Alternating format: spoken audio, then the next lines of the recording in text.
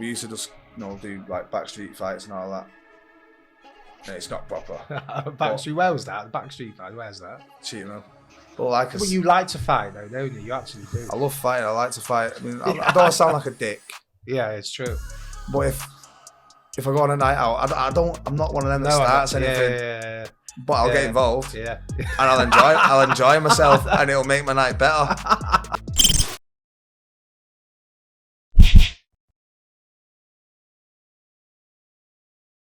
Welcome to Fight Club 24/7. My name's Johnny Rashman. I'm here with Ryan. What's going on? Amateur MMA fighter. Ryan, how are you? I'm good, mate. How are you? I'm all right, thank you. Right, let's get straight into it. A lot of people think the UFC is actually MMA. How many people do you say? I'm doing UFC on Saturday. It's like saying I'm doing Premier League on Saturday. Mate, I went to it was my grand's 80th birthday party on Saturday. Yeah. And I don't see my family. Yeah. Very rarely see my family or speak to my family for whatever reasons, right? And I'm going in there, and so they've seen it. A few of them have seen it on my social media. Yeah. And it's like, how was your UFC last week? It's not UFC. That happens a lot, doesn't it? How was your ear like that? Did you get punched in your ear? No, that's not how it works. Like, okay, come on. It's the UFC thing that does it for me, because it's literally like what, saying, you're fighting UFC? It's like saying, are you playing Champions League on Wednesday? I know, it's mad, isn't it? Are you playing Premier League on Sunday? It's no, mad. you're playing football, aren't you? I was like, I get that or boxing. That's what I get. How was your boxing match? And it's not fucking boxing.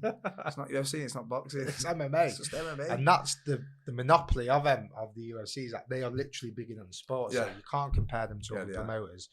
And let's talk about yourself. So, as we touched on earlier, your first amateur fight was a few weeks ago. I watched it back. It's on YouTube, Full Contact Contender. Put them in on YouTube.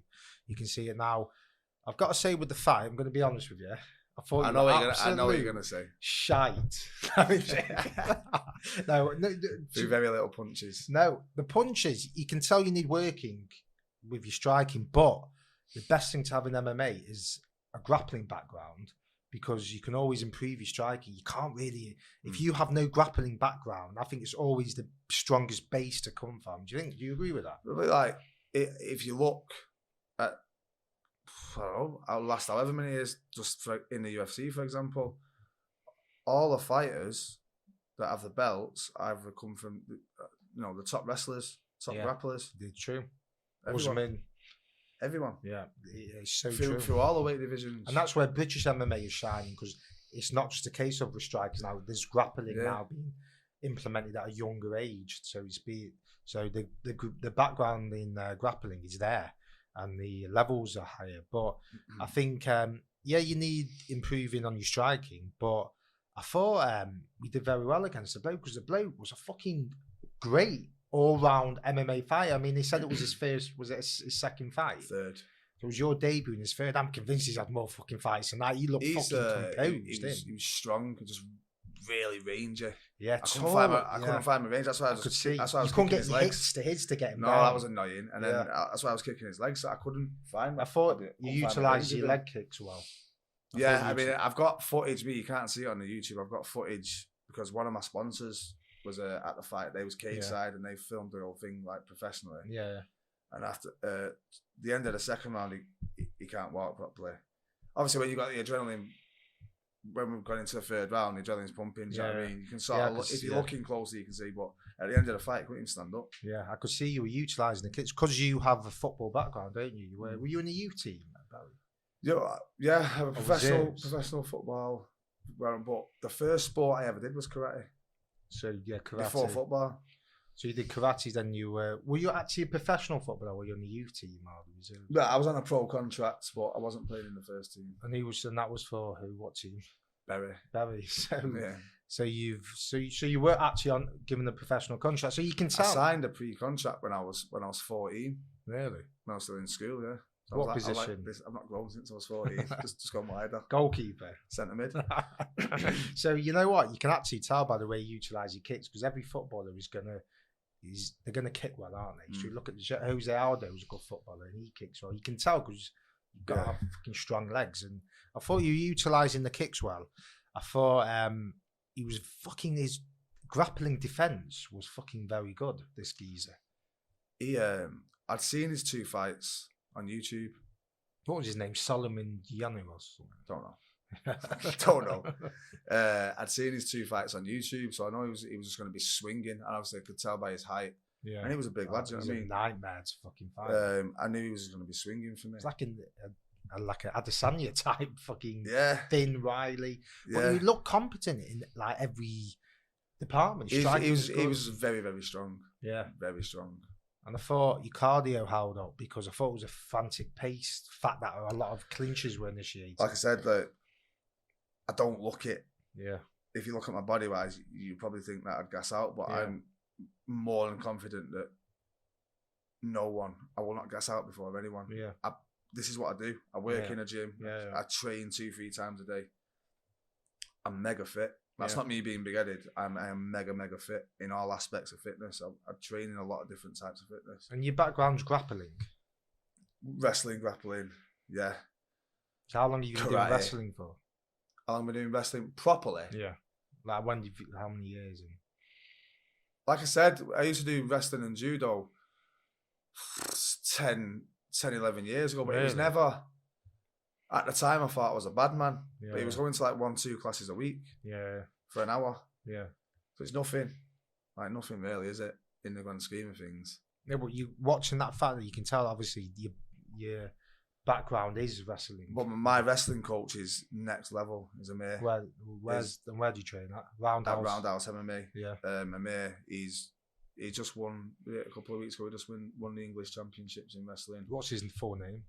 Don't ask me his second name. Is he Iranian? I bet he's Iranian. He's Iranian, yeah. They're all fucking good wrestlers. He's naughty. Yeah. Just strong. He's sick. So did you do a lot with him then? He wrestled with Team GB. Really? So I do it with Amir, and then there's a few other lads. How often do you do with him? Is it one-on-one? Is it in sessions? At the minute, once a week. I wanted to get that up to 2 a week with Amir, but it's the hours that I work because I'm a personal trainer. It's morning and night. Yeah. So for me to find places that can train, I can get a session in where I'm free. It's difficult.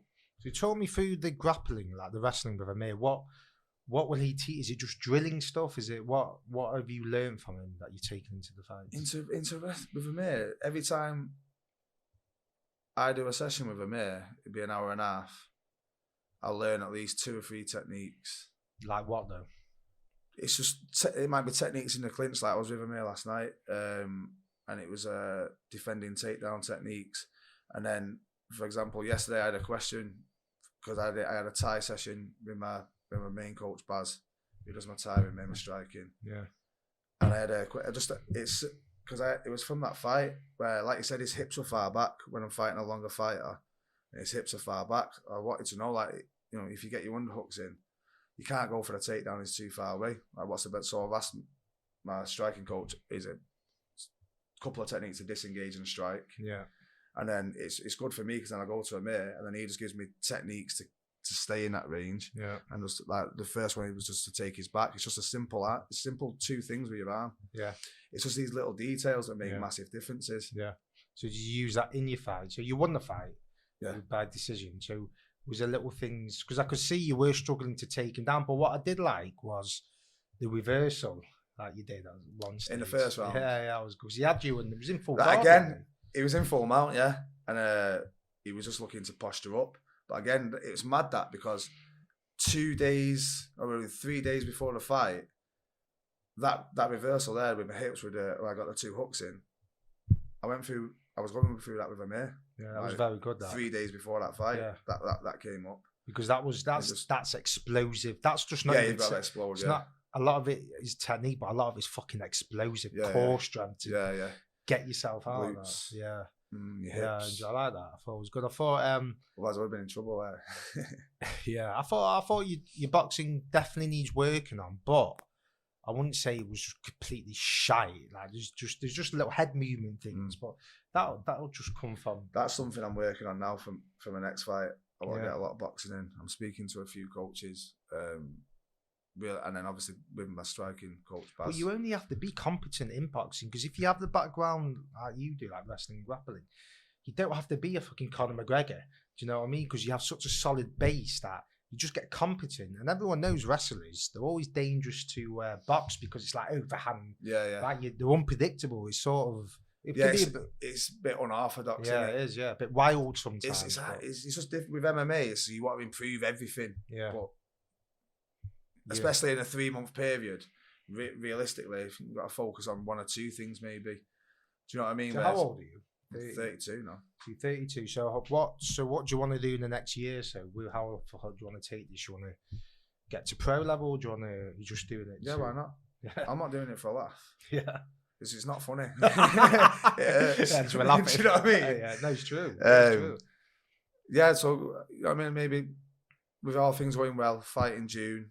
Hopefully, fight in September. Then maybe again this year. And this an FCC. Are these amateurs? These are the FCC nights, yeah. That what a fighter. So when would you look to turn pro, or are you just taking it fight by fight? Take it fight by fight. Yeah.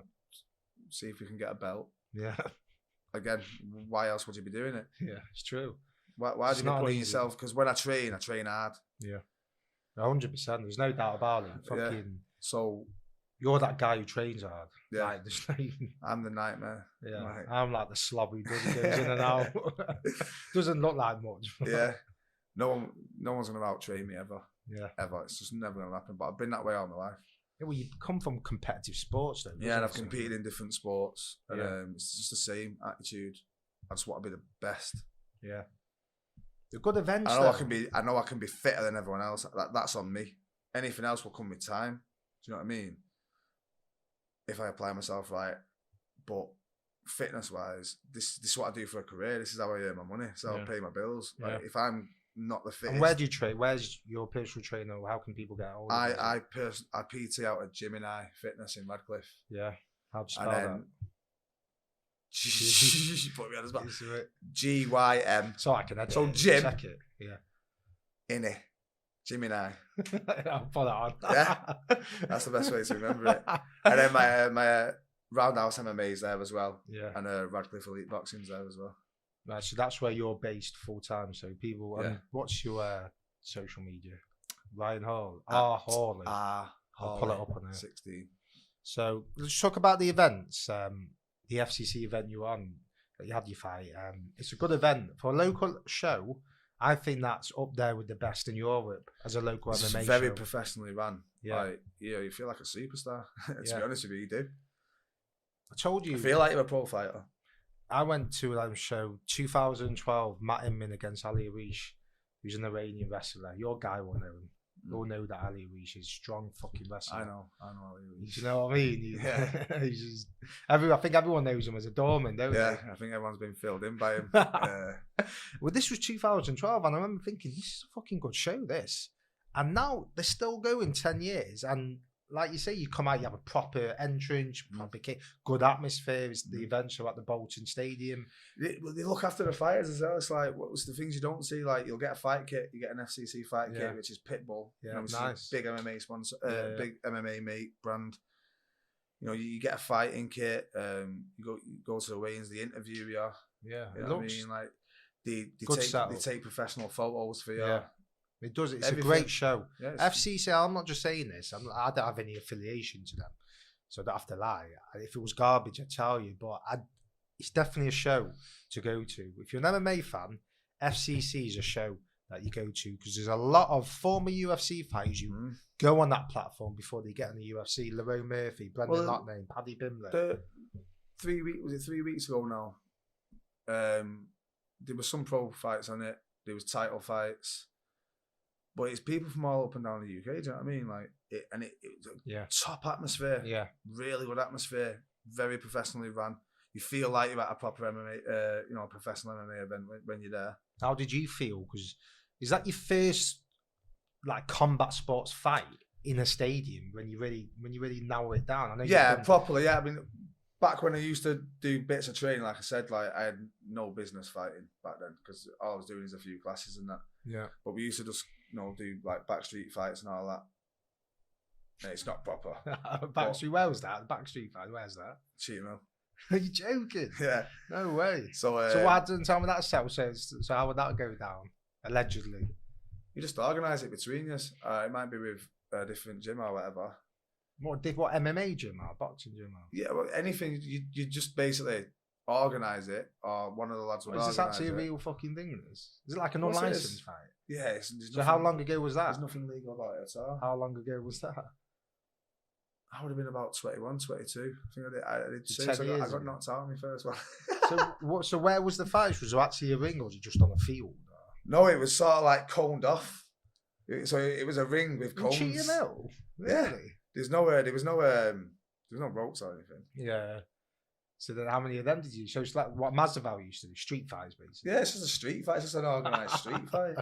That's all it is. I did. So that's nothing comparable to like what I was doing. Yeah. But like, But you like to fight though, don't you? You actually do. I love fighting. I like to fight. I mean, I don't sound like a dick. Yeah, it's true. But if I go on a night out, I'm not one of them that starts anything. Yeah. But I'll get involved. Yeah. And I'll enjoy myself, and it'll make my night better.